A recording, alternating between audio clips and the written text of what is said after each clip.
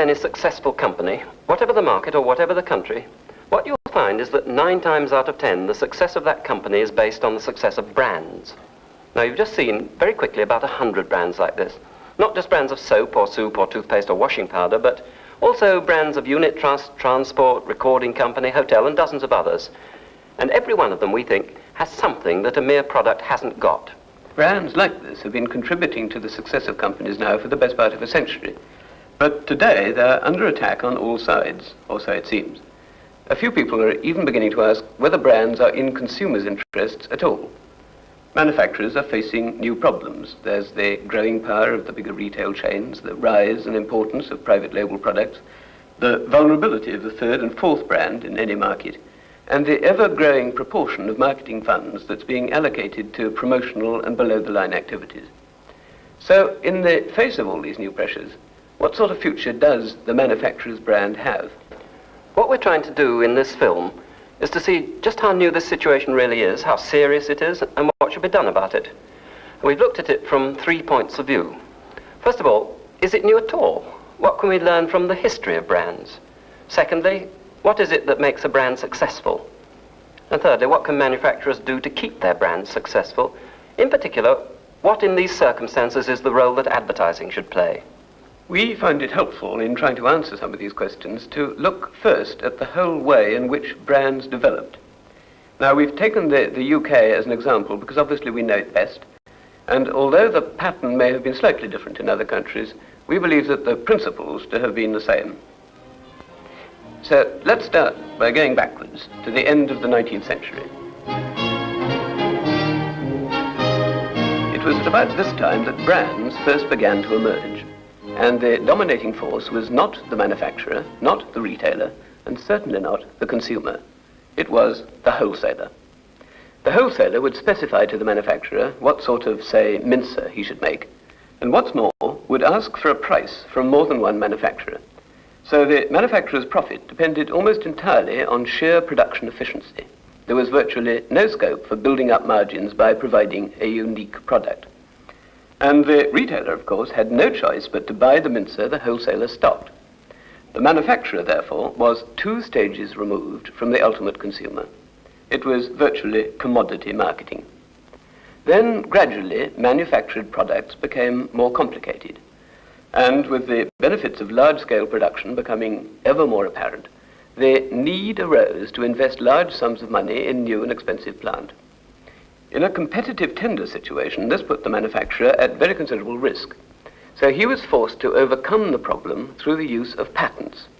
Instead of simply making mincers to order, he made a unique product, Smithers' patent self-reversing mincer, a privilege denied by law to his competitors. And then, again gradually, the practice of using brand names spread to other unique but non-patented goods and products. This naturally resulted in a strengthening of the manufacturer's position, at least of the inventive and the efficient ones, which was, of course, fiercely opposed by wholesalers, who found their bargaining power correspondingly weakened. The next move by the manufacturers to safeguard their new strength was by applying pressure on the wholesaler from the other end. They began to talk of their brands directly to the buying public. They began to advertise. So the buying public began to trust certain named brands and to ask for them at their shops. And the shops had to order them from the wholesalers. And the wholesalers, if they were themselves to survive, had to buy them from the only manufacturer making them. So there began a period of manufacturer domination based on unique products and direct communication with consumers, a period that lasted in the UK from about 1900 to about the 1960s. And while markets grew, the number of manufacturers in them was drastically reduced, from hundreds or even thousands in some product fields to the sort of oligopoly situation that we see so often today. And the basis of these growing manufacturers' growing profits became economies of scale in production, raw material purchasing, distribution, investment capital, and so on. And in keeping with this, the role of advertising changed. It was now seen as one of promoting growth, regular increases in sales volume. The original role of stabilizing demand became rather taken for granted. One key factor throughout this period was that manufacturers could control their consumer prices with the full backing of the law. Wholesalers gradually became little more than distributing agents, and the retailers' profit margins came under increasing pressure because manufacturers were more or less able to dictate to the retailer both his buying price and his selling price. And then, in the 1960s, the balance of power began to swing again. And this time it was the turn of the retailers. They got new managements who recognized the profit opportunities. They themselves, the bigger ones, began to make use of economies of scale in buying, warehousing, store size and location, self-service. They started taking initiatives as entrepreneurs by branding their own goods, such as cheese, meat and vegetables, and by introducing new products such as delicatessen. And what, more than anything else, allowed this to happen was, of course, the ending of resale price maintenance. As price competition in the retail trade forced marginal, specialist, or just plain inefficient retailers out of business, retailing volume became concentrated in fewer and fewer hands. This is what happened to the grocery business in the 10 years between 1960 and 1970. Multiples and voluntary groups doing an ever-increasing share of the total business, independents fairly rapidly falling away. One immediate result of this concentration of power was that the strong growing retailers buying in huge quantities could exert much greater control over both buying and selling prices. For the second time in less than 100 years, a middleman became the dominant link in the production-distribution chain. So, is today a return to the predicament that the manufacturer was in during the period of wholesaler domination in the late 19th century? Well, in many ways it would seem it is. It seems to us quite inevitable that during the 1970s, the retailers will consolidate even more. They'll have more mergers, and that will concentrate the buying power into even fewer hands than today. But the competition between those retailers is going to become more intense, and at the same time, other less conventional forms of retailing, such as cash and carries, discount stores, mail order, direct selling, all these will subject retailers' margins to even greater pressure. And on top of that, direct government intervention on retail prices is likely to become a permanent feature of life. Retailers are going to have no choice but to pass these pressures on to manufacturers, and the fourth and the fifth and the sixth brand in any market are going to find it increasingly difficult to hold distribution, let alone make any money. Sooner or later, of course, some natural balance will be restored. The public will demand more variety, and they'll be prepared to pay for it. The retailers themselves will recognize that they need strong national brands, even if they don't need very many of them. But very few manufacturers will be happy to sit it out, to wait for the balance to restore itself naturally. What they'll want to do is to take some action of their own. The question is, can the principles by which the manufacturer broke away from wholesaler domination once before help him again in breaking away from retailer domination? Well, we believe they can. But this will mean a very different approach from the one that many manufacturers have adopted in recent years. Today, many manufacturers have reacted to increased pressure from the retailer just by giving into it. In order to sustain their sales volume, they've offered larger and larger discounts to the retailer. And what's more, they've often covered up this situation by allocating these special discounts to the marketing budget, as if they were a form of marketing expenditure like advertising or distribution or sales force cost or consumer promotions.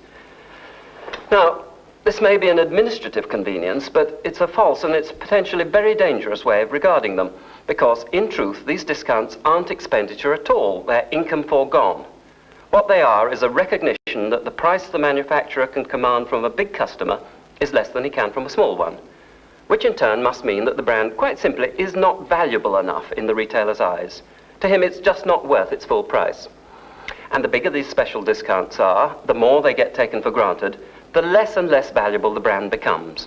In other words, if the manufacturer withdraws funds from those very activities that are designed to increase the value of a brand and diverts them into discounts and retailer promotions, he'll go into a vicious spiral, and one that could be critically dangerous in the economic conditions of the 1970s.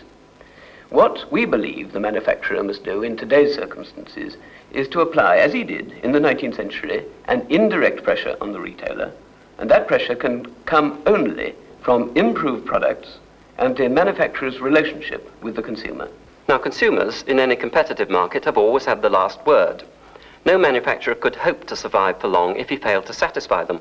But there is a difference today. People can exercise their choice more. They're much better informed, and much less of their income has to go on basic necessities. More important, perhaps, is the emergence of consumerism, and the difference this makes is very clear.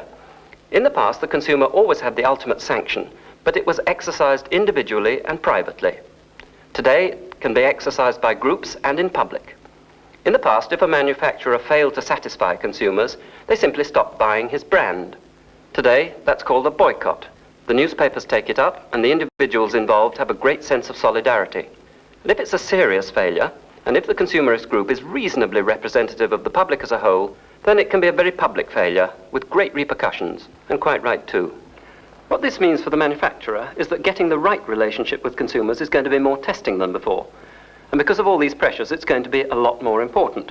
But the principles involved remain exactly the same. If the manufacturer can make his brand more valuable to the consumer, then it's bound to be more valuable to the retailer. It won't have to be sold at a huge discount. And then the margins can be maintained, and so can the profits. All of which is easy enough to say. But how can the manufacturer do it?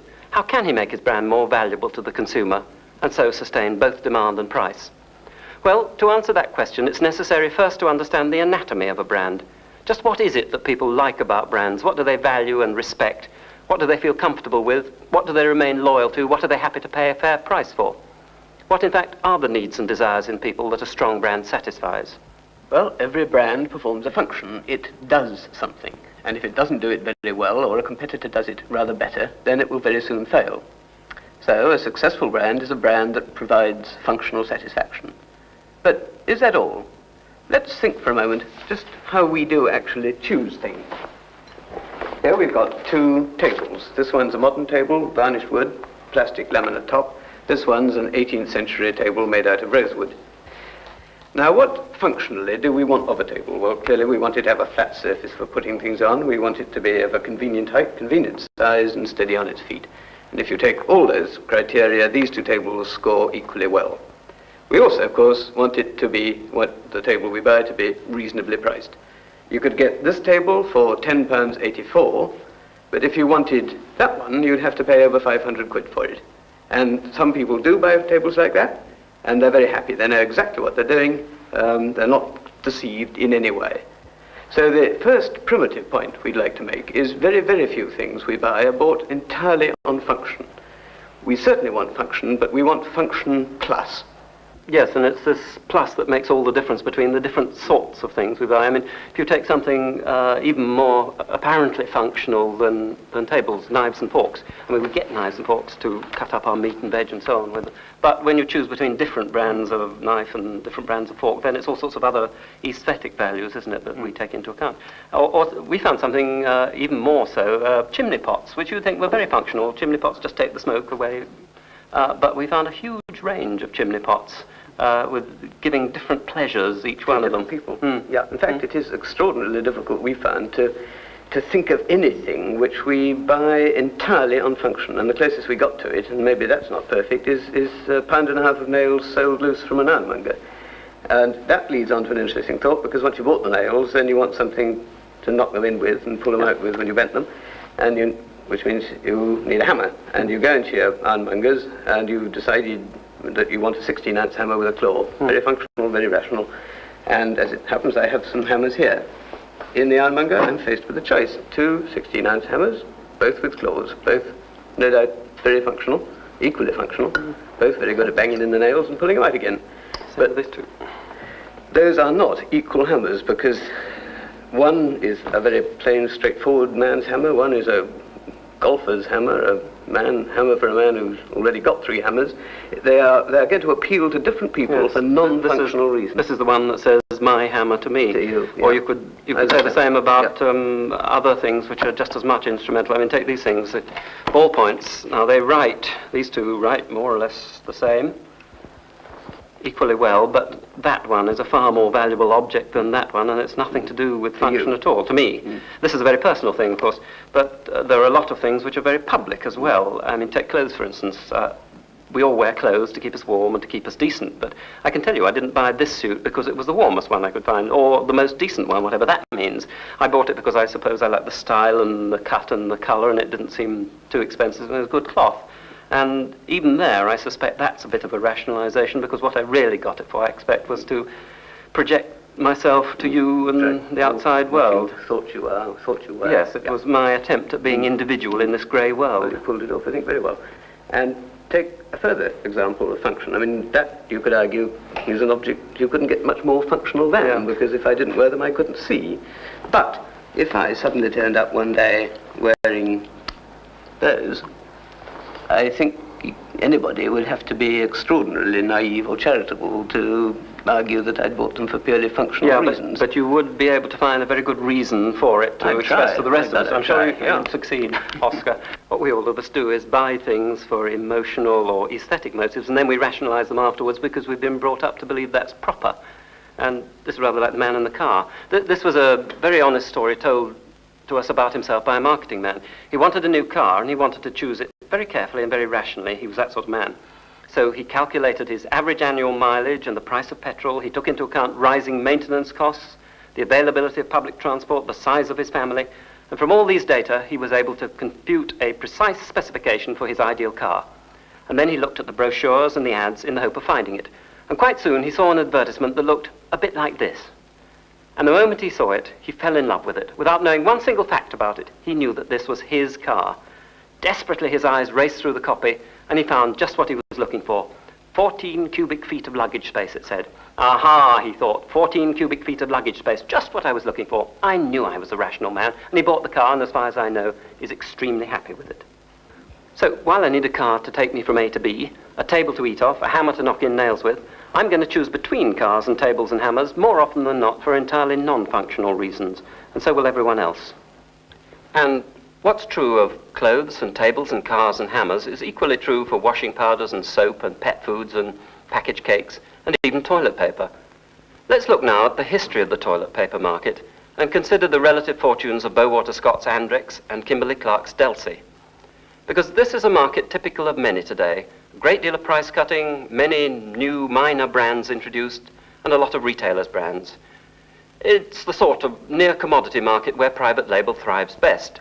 It's also a market which depends heavily on grocery distribution, and that's where retailer buying power is at its strongest.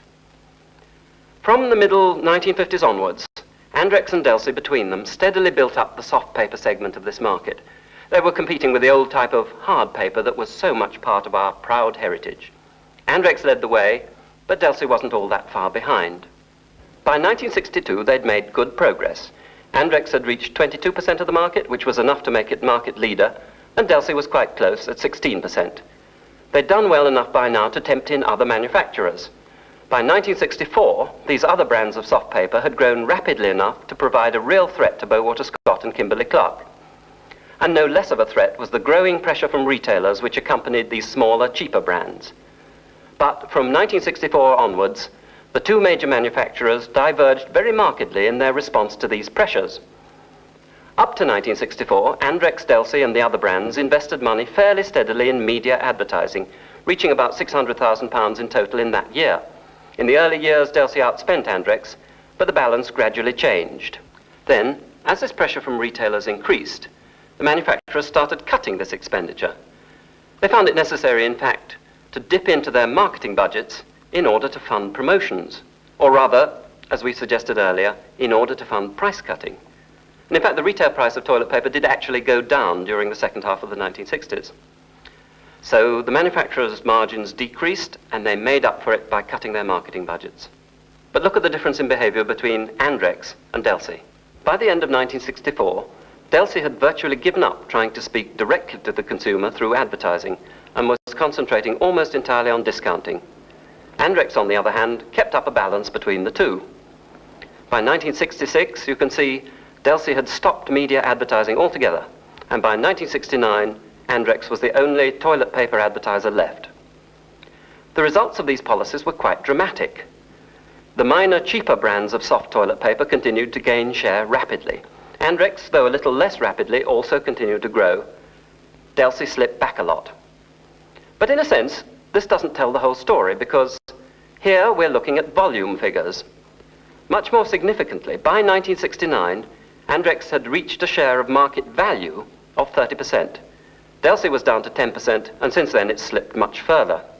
What this means is that Andrex was able to build up its market share without having to sell at a cut price. Throughout the whole of this period, it was valued by consumers and by retailers at a price which gave Bowater Scott a reasonable margin and a fair return. And of course it goes further than that. because it's only through the sort of profits that Andrex made then that the company could afford to invest in new plant, in research and development, improved products and new brands. That is, it could afford to plan for good value for consumers in the future. Now, why did this happen? To say that Andrex succeeded simply because they advertised, we think is to miss the real point. And the real point is, what happened inside consumers' minds during this period? Why did they buy more Andrex and less Delsey? Well, to get some idea of this, we have to look at the findings of the Advertising Planning Index. This chart shows the proportion of housewives who attributed the qualities of softness and strength to Andrex, that's in the yellow, and Delsey in orange, and how their views changed between 1964 and 1969. Up to 1966, you can see the two brands were advancing at very much the same rate. But after that, Andrex continued to go ahead, and Delsey dropped right back on both attributes. Now, we must make 2 points on these findings. First of all, looked at objectively, the physical standards of these two products have always been very close. They've always both been of extremely high quality, and there weren't any marked changes of product in this period. Secondly, we're not suggesting that people suddenly thought to themselves, "Aha, Delsey isn't as soft as it was." What did happen was that, compared with Andrex, people simply came to value Delsey less highly than they did as a brand. And these words, softness and strength, are simply their way of expressing a higher total regard for Andrex than for Delsey. In other words, despite very similar physical characteristics, Andrex became worth more than Delsey to consumers. But if that extra value didn't come purely from the physical product, where did it come from? Well, quite clearly, as with every successful brand, it came from a blend of a lot of things. First of all, of course, Andrex's very high product quality, and its consistently high product quality over many years, its efficient marketing, its early leadership in the soft toilet paper market, its willingness to innovate with new colors, with product improvements, packaging improvements. In general, Andrex, you see, has taken the positive approach, and it's benefited from it. But the added values, the factor that allowed Andrex to command a proper price, most certainly depend a great deal also on the fact that it maintained a direct contact with consumers through advertising, and indeed on the way in which the company has used its advertising. Or, to broaden that a little bit, on the consistent way in which Andrex and all its values have been presented to the public as a totality, as a brand. Andrex, in people's minds, is much more than an object, more than a product. It's not just any old roll of toilet paper. It has a very clear identity. Or, if we can use an analogy that we found extremely helpful, it's got a distinct and very favorable personality of its own. And it's here we think that the difference lies. Let's look now at some of the advertising that's appeared for Andrex over the years. And as you look at it, you'll see that superficially it varies quite a lot. But look also for the common factors.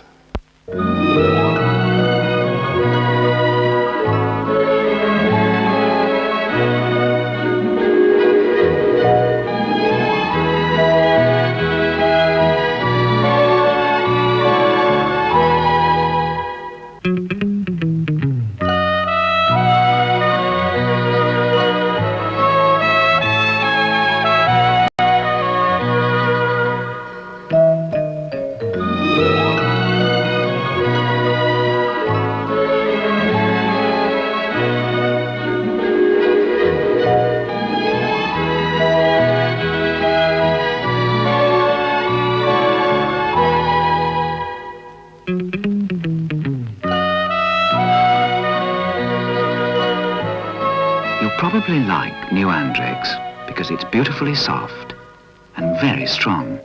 But there's another reason for liking new Andrex. There's much more of it. In fact, it gives you more paper on every roll than almost any other tissue. New Andrex. It goes a long, long way. Well, what are the common factors? There's no unique product claim, no unique feature or functional description. But there is a consistency of attitude and of tone of voice. And these belong to Andrex, are a part of Andrex, just as the colors and the packaging are. Andrex, the brand, emerges with a clear identity or personality. It emerges, for example, as being feminine, not it, but she. And this personality is a blend of functional attributes, softness, strength, value for money, and non-functional attributes, style and aesthetic appearance. So that Andrex emerges as modern, a person of today. She's reliable, dainty, clean living, domesticated, family-centered, radiating confidence in her ability to manage. It's all these things, as well as the functional qualities, that go to make Andrex, as it were, a nice person to have about the house. Without advertising, people would have had far fewer clues to the nature of Andrex, and their regard for it would inevitably have diminished. Now, some people still feel that to talk of a product, an object, a roll of toilet tissue, as having a personality, even as an analogy, is fanciful. It's just typical communications talk, and it's unrelated both to the real world or to profit. And yet another lot of people feel that to value an object for non-functional reasons is somehow foolish or wicked or certainly unrespectable. Yet, of course, we all do, we always will, and we should either stop either pretending we don't or wishing we didn't. Yes, well, happily, consumers know a great deal more about brands than manufacturers do or advertising agencies do, and they don't seem to have any of these intellectual hang-ups at all.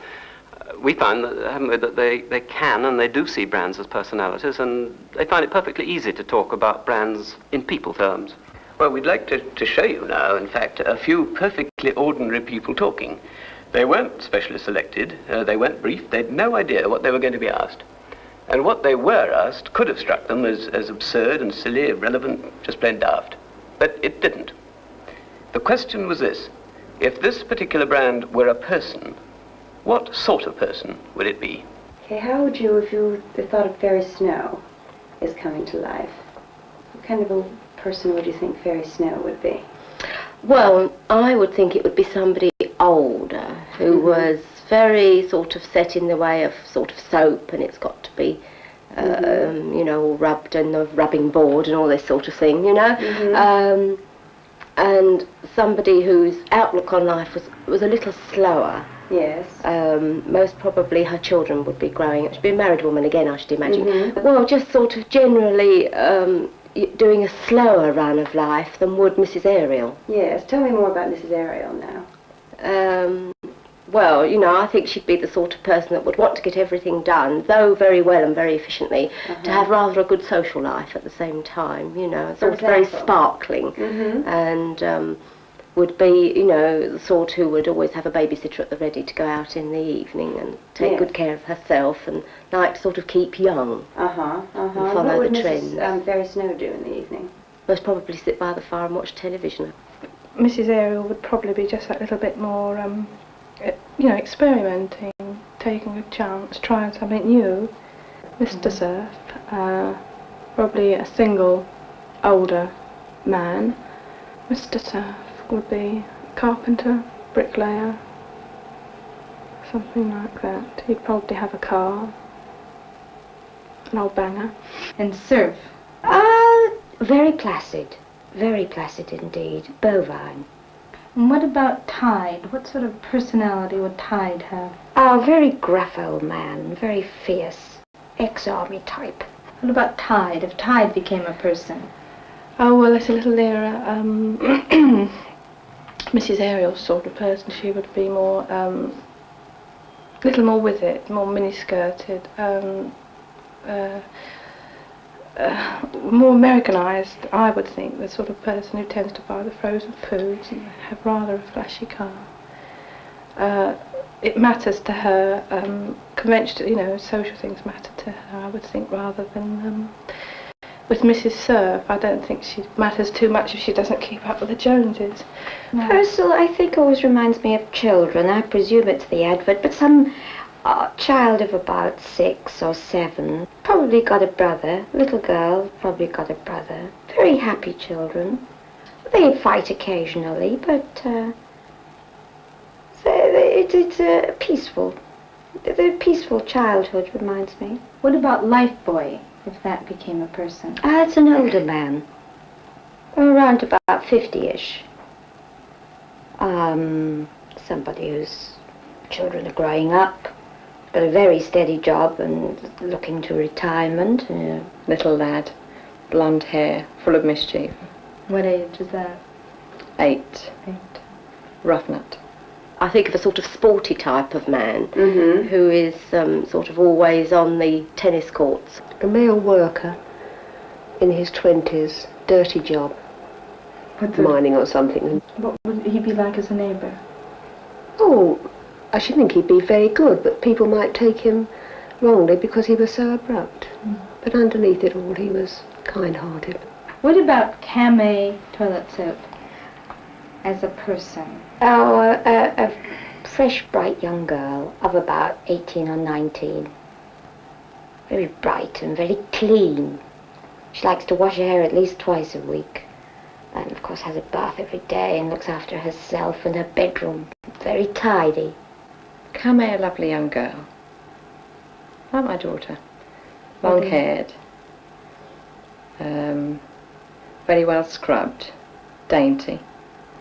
Oh, single person, a model, I would think. You know, very tall and very slim. And very, very careful about her makeup and the toilet things she used. What sort of boyfriends would she have if she's single? Oh, I should think very go-ahead boyfriends, you know, sort of salesmen and, you know, people like this. She might be a bit like that to everybody and sort of underneath a bit catty, perhaps, but she's warm to everyone.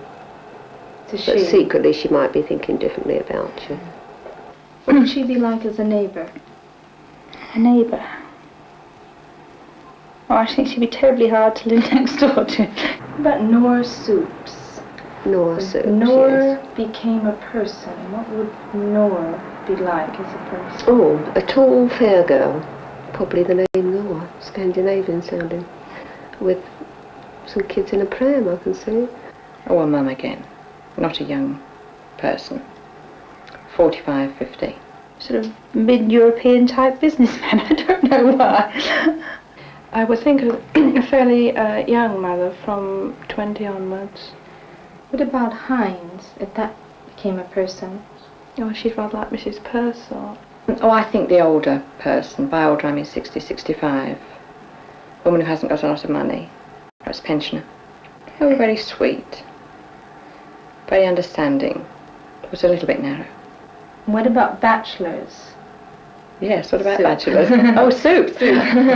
From all the experimental research we've done on this, it does seem pretty clear that the most successful brands do have recognizable personalities, and that those personalities tend to be consistent. But as with people, the same personality can be liked or disliked according to the person in whose mind the image forms. Let's take an extreme example of this, Sir Winston Churchill, who is by any standards a very distinct personality. The nature of his personality will differ according to who it is that's thinking about him. In the 1940s, for instance, to his people and his allies, no doubt he seemed something like this. And to his enemies, he probably seemed like this. In just the same way, there are elements of apparent diversity of reputation in brands. For instance, we found that Persil is seen by some people as happy and contented, by others as dull and lacking in ambition. Tide, however, was thought alert and ambitious by some, brash and aggressive by others. But there isn't any real contradiction here. These aren't two different personalities for each of those brands. It's the same personality, simply seen from two different viewpoints. It's not always easy to trace the sources of a brand's personality. Here it's some physical element of the product, there the name and packaging, somewhere else the price, or the kind of shop you find it in, or the advertising. But beyond any doubt at all, the personality is clearest and strongest when all the clues are consistent one with another. If distribution, price, nature of product, packaging, advertising, promotions do not conflict with one another, if they all unite to form a coherent and consistent totality, then a product is more than a product. It begins to satisfy needs over and above purely functional needs. And if it does that, then it's worth more money. So, to go back to what we said we'd do, first, is there anything that we can learn from the history of brands that can help us in the future? And the answer seems to be yes. As before, success lies in two things. First, unique brands, and secondly, the direct communication between the manufacturer and the consumer. And communication, of course, means listening as well as talking. Secondly, we asked, what really makes a brand successful, and successful over a significant period of time? And the answer here seems to be that the successful brand is not just a functional thing, nor even a consistent blend of functional and non-functional things, but it's a unique blend. It offers in total something that no other brand can, no other brand does. And we believe that in future, the recognition that non-functional values can be at least as important as functional ones is going to become more and more accepted and more necessary. And thirdly, we said we'd try to answer the question, what is the role that advertising can and should play? To get us thinking not just about advertising in a vague theoretical way, but about real advertisements, let's look at some. We're going to use only commercials made by this company for our clients, Not because we claim any monopoly of good advertising, nor because they necessarily illustrate our arguments any better than many others might have done. It's just that we know the background, we know what they're trying to do, and in many cases can be reasonably certain they've done it. And we'd like to thank those clients who've agreed to our talking about their advertising. We don't approve of dinner parties where the girls have to leave the men to their port. Melissa loathes them, especially as it means missing out on the after eight. Cool, creamy peppermint, rich, dark chocolate, a very slim shape. This house believes in equality. After eight, for everyone.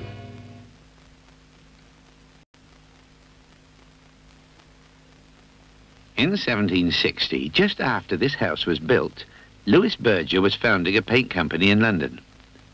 Today, these beautiful walls are getting a coat of a completely new kind of wall paint from Berger's company, Magicoat Vinyl. It goes on easily as emulsion. Look at that. And you wash your brushes in water, but it dries to a real silky finish, sealed with a tough vinyl resin. Well, there's real protection here. And when your visitors have been and gone, even bad marks can be wiped away. Magicoat Vinyl. Not gloss, not a matte emulsion. An entirely new kind of paint. From Berger.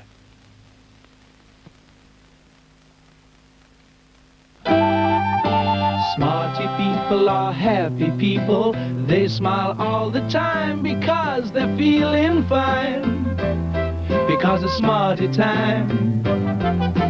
Smarty people make funny faces, clap their hands. They're Smarty fans that know the taste is grand. Come on, join in with the Smarty band. What a lot I've got, Smarties.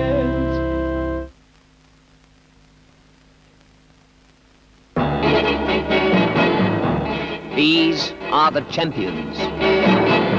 The champion dirt collectors. If you own a champion, we've made you something new. A new kind of Persil. It's still a soap powder, but far more effective. Look, new Persil has the power to get deep down to this kind of real ground-in dirt, and very, very thoroughly, but gently, float it away. So things can come out beautifully white and beautifully soft, too. New Persil. Shows a dirt collector it can't take care of.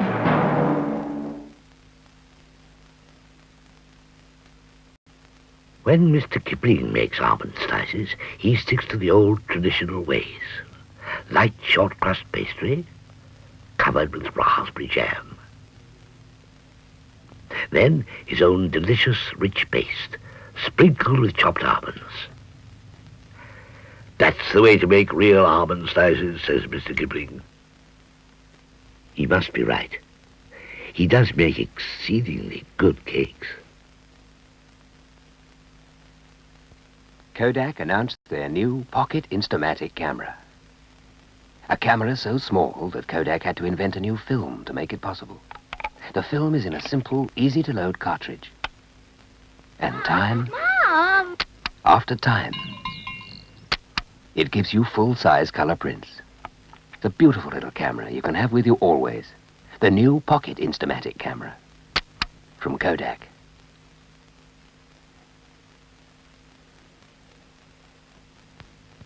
Yeah. What's that in there, then? Well, I don't know. You got your hand over the label. Oh, smell it.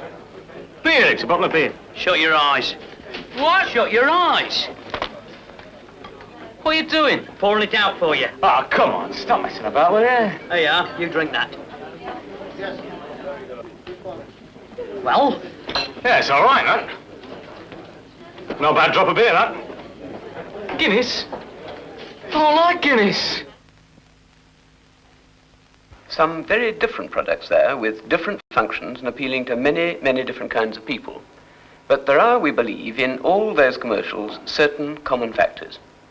First, they don't concentrate exclusively on function, nor exclusively on what is often called emotional appeal. There's sometimes a tendency to think that advertising must be either USP or brand image. that you've got to choose between verbal claims of functional superiority or attractive, moody associations, between, as it's often put, hard sell and soft sell. Now, we're totally opposed to this kind of polarization. We believe good brand advertising, more often than not, contributes to the blend of appeals to the senses, the reason, and the emotions. Take the Smarties commercial. That communicates quantity and value for money, and gaiety, fun, wit, enjoyment. There's no conflict. Reason and emotion blend. The Kodak commercial communicates simplicity and ease of use, and the emotions that picture taking involve. The Magicoat commercial communicates hard facts about the nature of vinyl and appeal to the reason. It communicates through sight and touch the nature of the finish it gives, which is an appeal to the senses. And it provides reassurances of quality, both through the company behind the paint and the sort of house it's being seen used in. And these, obviously, are primarily appeals to the emotions. In all cases, a blend, and a coherent blend. And in each case, we believe, because of this, the commercials express and they synthesize the brand's total personality. Now, a second common factor. Each commercial represents a campaign, and that's to say, a long-term expression of a consistent set of values. In the case of Percival and Smarties, for example, very much the same values have been associated with the brands for 10 years or more. Details of expression have changed, of course, but at root, Smarties advertising in 1973 has the same character, the same balance of rational and emotional appeals as it had in 1960. And it's these values which spring from the physical nature of the product that advertising can not only synthesize but enhance. So the product becomes more valuable in the minds of its consumers. And as we said earlier, if a brand becomes more valuable to consumers, then it's more valuable to the retailer. He doesn't feel the need to make it a cut-price brand. And if it can retain its margins, then it can continue to be profitable. So, 6 final points as a summary. 1, like it or not, we're into a period of much greater power for the retailer, and that power is unlikely in the short term to decline naturally. The successful manufacturer will be the one who can make the best of it. 2, success for manufacturers in the future is going to depend much more than in the past on holding on to margins, and very much less on sheer size and growth. 3, the only way to build and sustain margins will be by developing brands that are competitively more valuable to consumers. And that means taking the positive approach, having a good product, having frequent brand improvements, and it means making a direct and a consistent communication between manufacturer and ultimate consumer. That means listening to consumers as well as talking to them.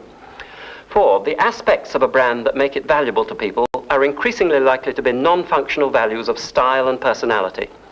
But they're going to be important to people only if they complement the brand's physical and functional advantages, because neither will there be enough alone. 5, advertising has a crucial and a changing role to play. Of course, it will always have a role in increasing volume sales, but its main task in the future will more often be to add values and so to sustain profits. And not only will advertising in itself be an important element within those added values, but it will be the primary means of expressing the whole personality of the brand. And finally, when we say added values, we really do mean added values, not values in place of performance or in place of function or in place of value for money. Any manufacturer who fails to provide those functional satisfactions is going to be just as unsuccessful in the future as he's always been in the past. At the same time, any manufacturer who fails to recognize the importance to the consumer of certain non-functional satisfactions will be failing to realize both the real nature and the real worth of the brand that he sells.